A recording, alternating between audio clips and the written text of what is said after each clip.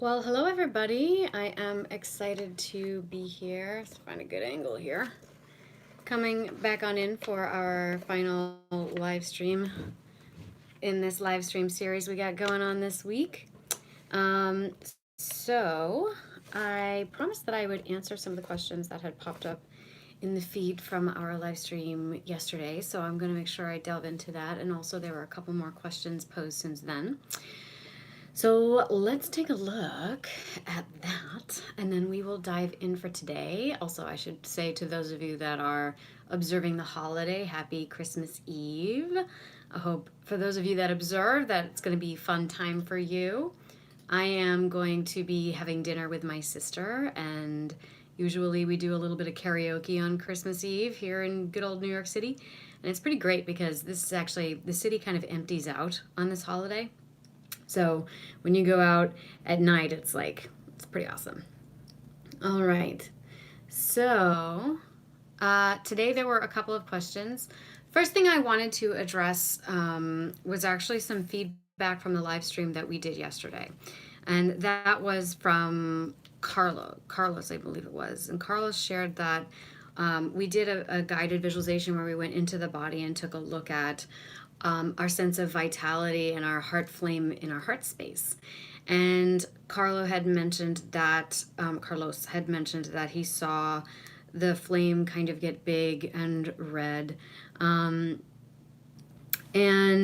so there was a sense of fear around that.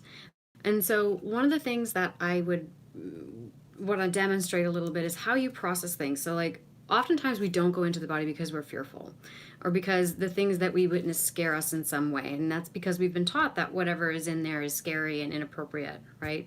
But one of the questions you might think about or something you might reflect upon is if tapping into your sense of vitality makes you feel fearful, or if your anger makes you feel fearful, and as if being in touch with your anger would put you in touch with your vitality, then you have to think about the relationship to it. So that the anger is in some ways protecting you from something that's fearful about your sense of vitality.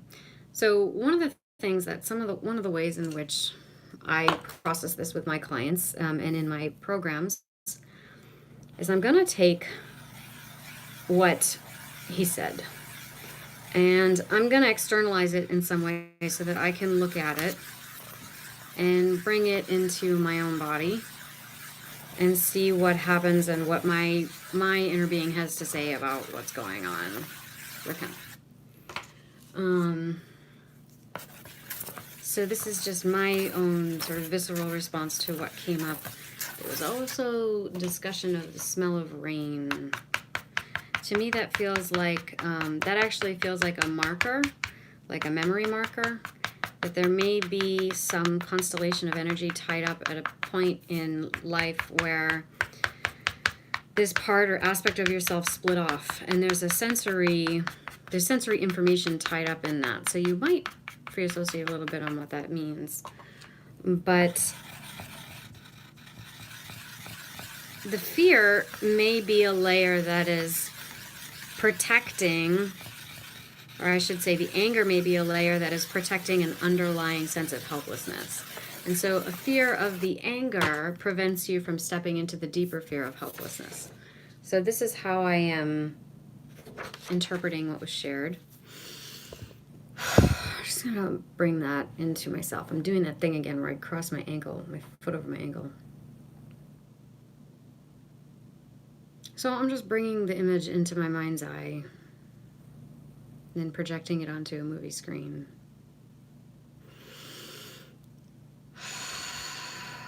Breathing some vitality into it and watching what it does, like pressing play.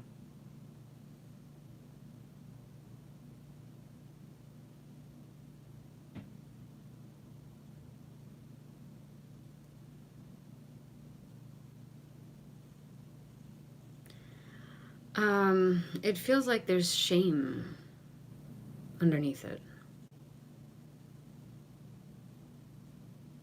Maybe guilt, but shame.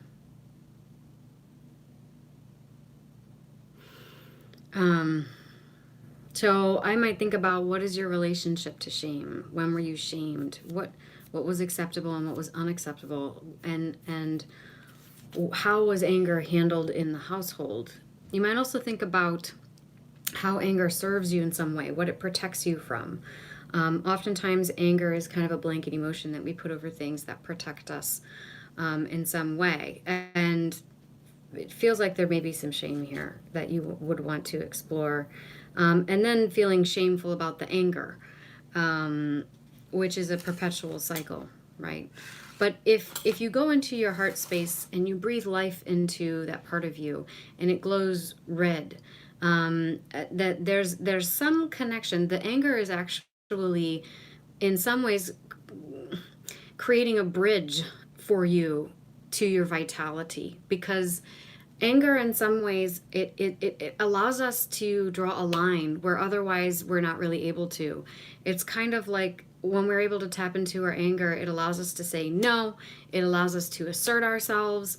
Anger can also be constructive, and if you can wrap your head around this, sometimes destructive anger is constructive, because if you're deconstructing something, or if you are destroying a state of, like, say, enmeshment or merger, for example, by saying no, and or you are, or even if you're feeling helpless beneath that, the anger rises to the fore to protect you from the fear around disintegration.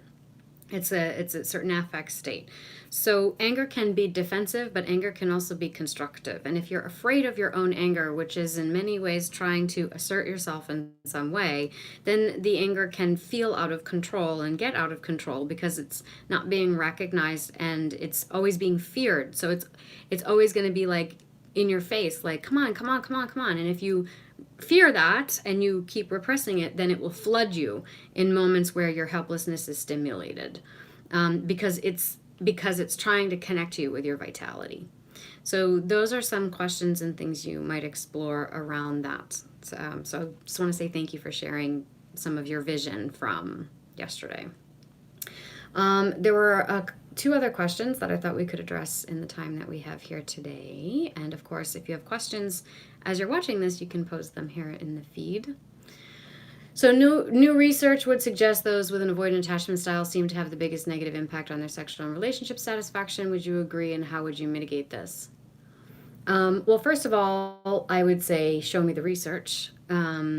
Second of all, I think this kind of speaks to what I talk about in my video on 5 ways avoidant partners breadcrumb their partners. So, for example, the 5th one in that video talks about hyper versus hyposexuality. So individuals that are what I call rolling stones, but that have more of an avoidant attachment style, tend to experience this kind of split between mind and body and head and heart, because the heart and the body is really what houses the emotions. It carries the charge from all of the experiences that you have, because your body is the first organizer of experience, and everything that you experience gets turned into an electrical impulse and or charge. Okay, so when I say there's a split, it may look like someone who over intellectualizes everything, maybe rationalizes a lot of things, tends to live in the fantasy of reality as opposed to the actual experiential aspects of reality. They like to think about life rather than feel their way through it. And so the mechanism of avoidance, it's really one that tends to serve this person, or save and protect them, let's say, from the dysregulation of their emotions or feeling kind of psychically invaded upon. And emotions are primarily stored and experienced in the body. Okay, so this could go back to what we were just talking about with anger, right? If someone is afraid that if they start to feel angry, they're going to become dysregulated, then they will avoid processing and working through their anger because they're very fearful of it, and that's only going to perpetuate the dysregulation. Okay. And that is because these emotions still exist, even if they are going unacknowledged or repressed or denied. And that charge only gets stronger the more you push up against it. So the more you resist against something, the stronger it's going to push back. Okay? And so it festers. So in the realms of sexuality, sometimes the rolling stone will become hypersexual. And that's a way of exerting and experiencing a sense of power and control over their emotions. So, in other words, there is pleasure derived from the body contact, and maybe it feels safer than seeking emotional contact. And it also allows for a temporary discharge of all that energy that's been building up in the body. Okay. And it also involves, on a chemical level, a release of dopamine in the brain, and that is akin to drug addiction. On the other hand, if we were to look at this psychodynamically, sometimes, especially if this is someone who comes from an enmeshed family background, sometimes the sex act, which we call the le petit mort, right? So this is an act where you are very physically intimate with someone, but you also experience a little death because you're at one with everything. The sense of orgasm and climax gives you a sense of being at one, or you are flooded with pleasure and you're in a blissed out state. While at the same time, the act could represent a severance from someone that you are psychically already merged with. So, for example, let's take a heterosexual male.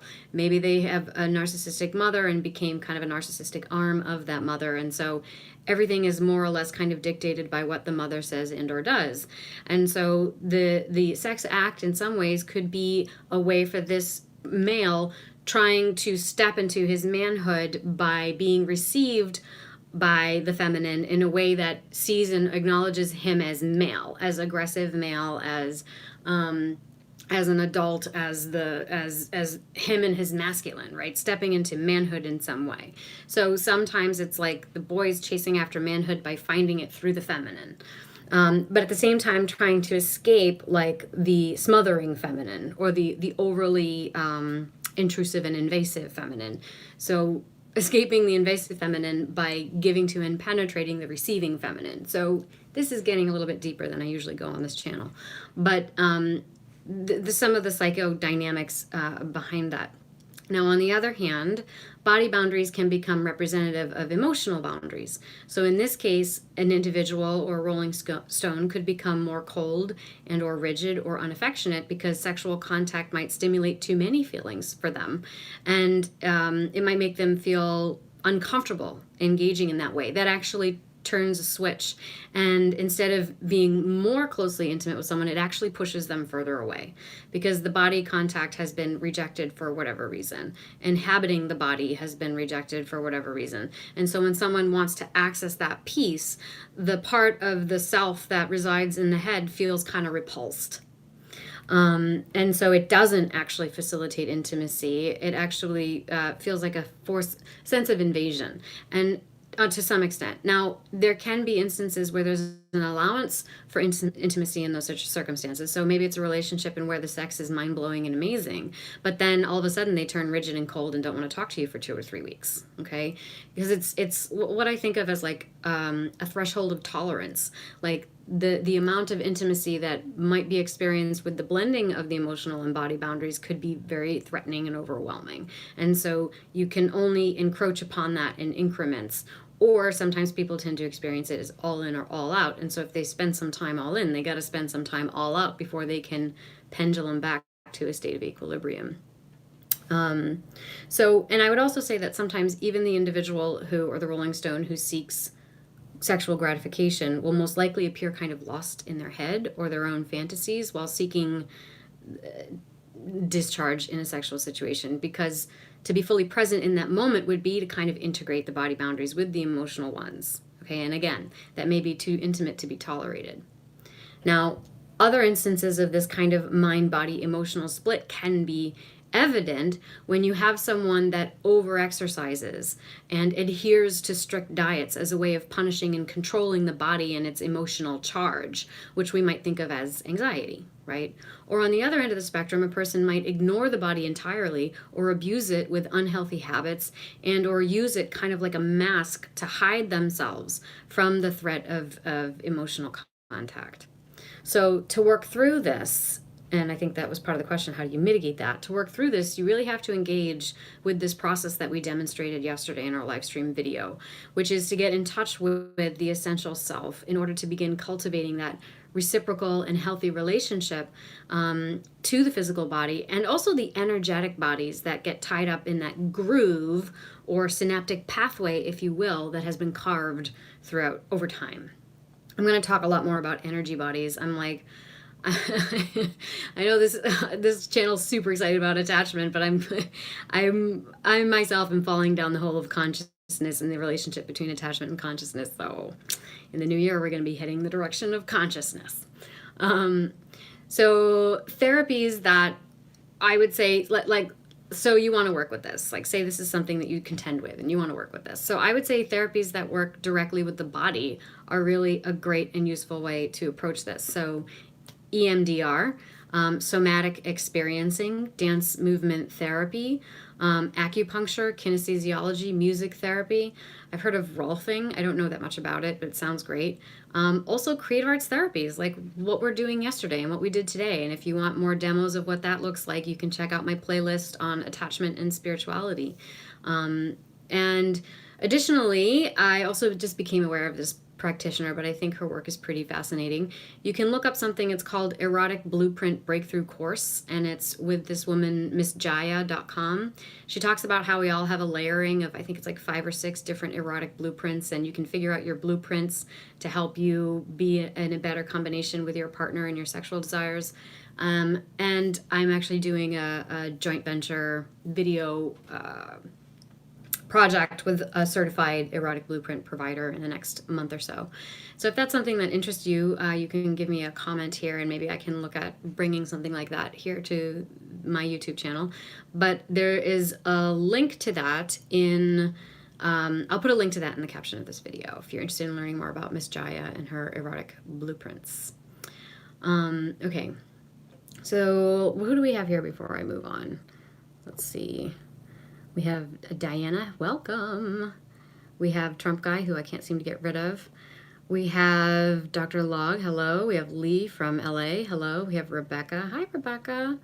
We have Wesley. Okay, and then we have Belinda. And then we have John. Hello, welcome.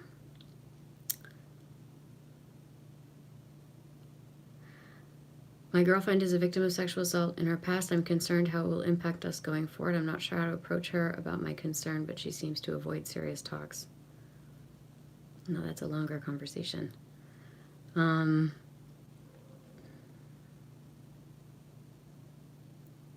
Somatic experiencing, I've recently read about it, but maybe that's more about greater trauma. I don't think so. I mean, a lot of times we tend to, let's see,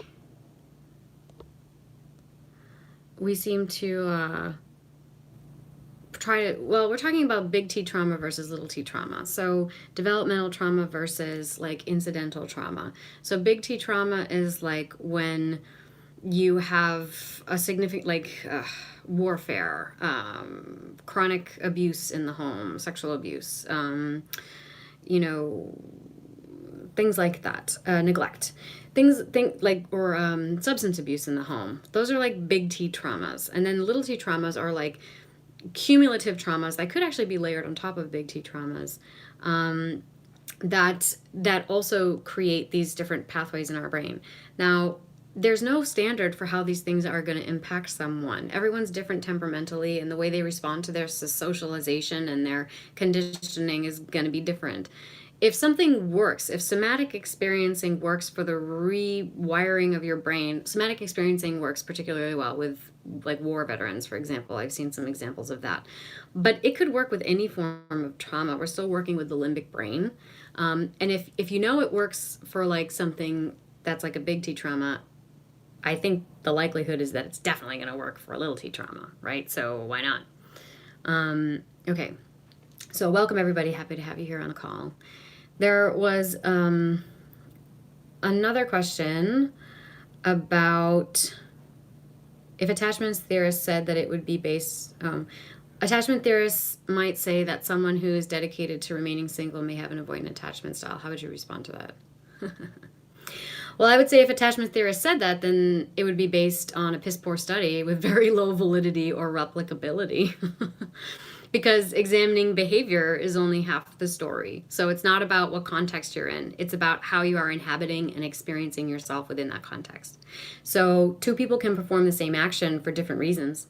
So for example, let's say some guy at work says, I took this job because it's my dream job and I've just wanted to work here my whole life. And then the guy next to him says, well, I took this job because it pays the bills, pleases my parents, and I don't think I could ever become a successful musician.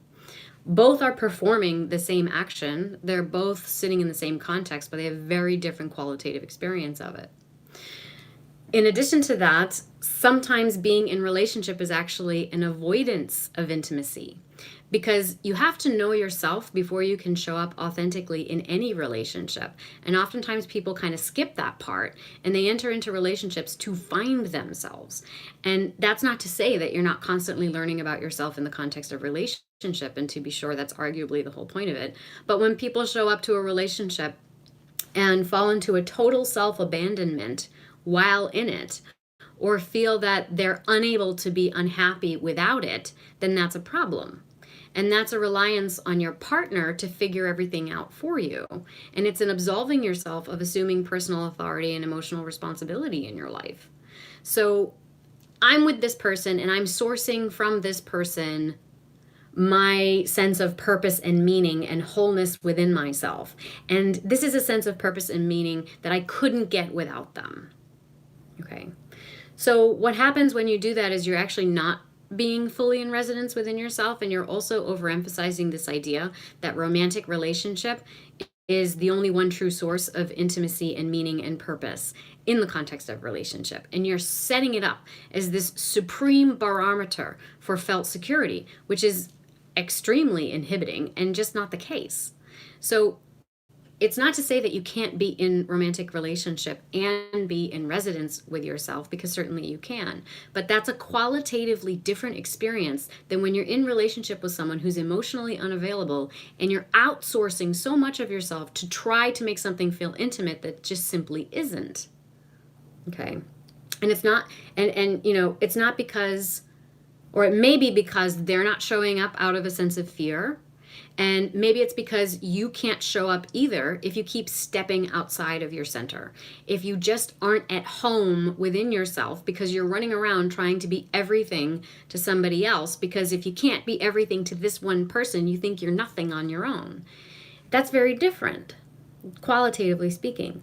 Now, equally for someone who's a rolling stone, they too may remain in relationship to someone that doesn't demand so much of them, because they're not called to have to be so much in resonance with themselves either. And so it's remaining in a form of numbed out stasis that they're used to and they're comfortable with to some degree, even if underneath it all there might be a perpetual low-grade sense of dissatisfaction, because it's a form of dissatisfaction that they've come to associate with reality. This is reality. This is the reality of life. Okay, I hate it when people say stuff like that, but it's very revealing of what they come up with. So it's sort of like a whirring fan in the background. It's like they're just used to it. And so I would add here that this sort of like anti-dependent attitude of I'm going to do everything on my own and I don't need anybody is also not really a state of fully residing within yourself either, because that stems from a fear-based attitude. So it's a protective response, which indicates a distrust of their own ability to survive in the face of emotional threat and invasion.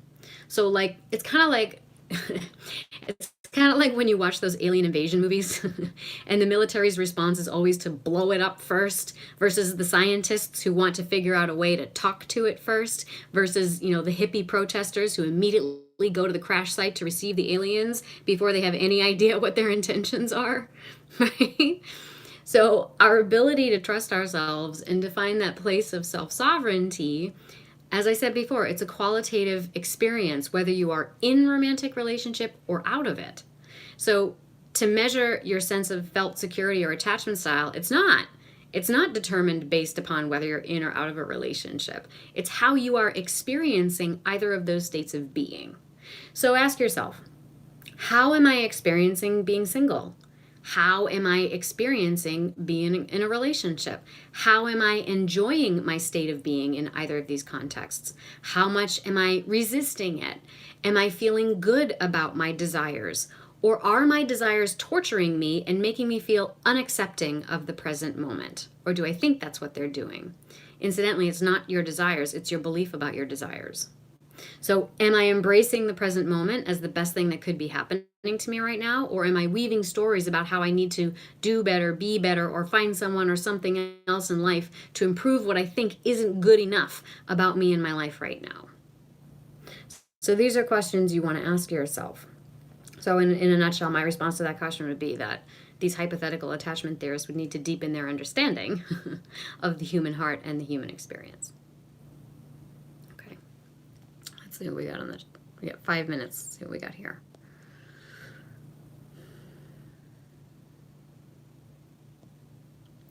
Thank you, Geronimo. Thank you, Lisa. People stigmatize the fact that I'm single. Well, so then how are you going to hold your boundaries with the people that stigmatize you? Are you letting that in? That's about you're making choices about what you choose to affect you. Yeah, stepping outside of your center. Always finding ways to talk about these metaphorically. What would you say is the most universal way to determine if partners are just not compatible and will always experience too much contrast? Well, the answer is that there is no universal way, of course. I mean, we could say communication, time, and experience, right? Because everyone's different. We can't, this is part of what I want to express here is you can't make blanket statements about people. We can, to some extent, talk about categories and observed behaviors and talk about the frequency of attitudes and expressions of behaviors. And then we sort of tease out, we sort of draw these lines around things like insecure attachment, secure attachment, anxious, avoidant, disorganized, right? We sort of draw these lines around things, but you have to realize that these lines are flexible, semi-permeable, and dynamic. So and of course the way one person expresses something is going to be different than the way somebody else expresses something, and yet we might call it avoidance or we might call it anxiety, right? That there's an underpinning there. And to my mind, it's always going to be the degree of separation you have from your inner self or your inner being. And how that expresses itself is nuanced, of course. So it's always, that's really something that's so amazing and special and precious about human relationship, is that each relationship, while there may be some parallels, there are going to be these unique qualitative differences that make that experience in and of itself new and exciting and will expand you in a new and different way, right? Thank you, Rebecca. I appreciate the feedback. And we have Vita Reborn. Hi there. It helps me with anxiety. I feel for my breakup. My ego was really hurt. Oh, I'm glad that they're helpful. I am I'm a creative arts therapist. What do I do for a living? I'm a creative arts therapist, licensed creative arts therapist, and board certified. So that is a psychotherapeutic profession in the state of New York and in a few other states throughout the country. It is a relatively new profession. Well, by new, I mean like within the past 30 or 40 years. Yep. And I teach, and I offer courses online as well. I'm glad you're enjoying the videos, Rome. Okay. All right. Well, thank you so much, everybody, for joining me here today.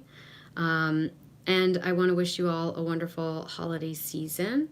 Any other questions or things that come up for you, you can leave them in the comments under here. And when we jump into our live stream series for next month, I will make sure to address some of those. So well wishes to everyone. Be safe, be warm, for those of you in the Northern Hemisphere. And I hope you all have a great, if you honor the holiday, Christmas Eve.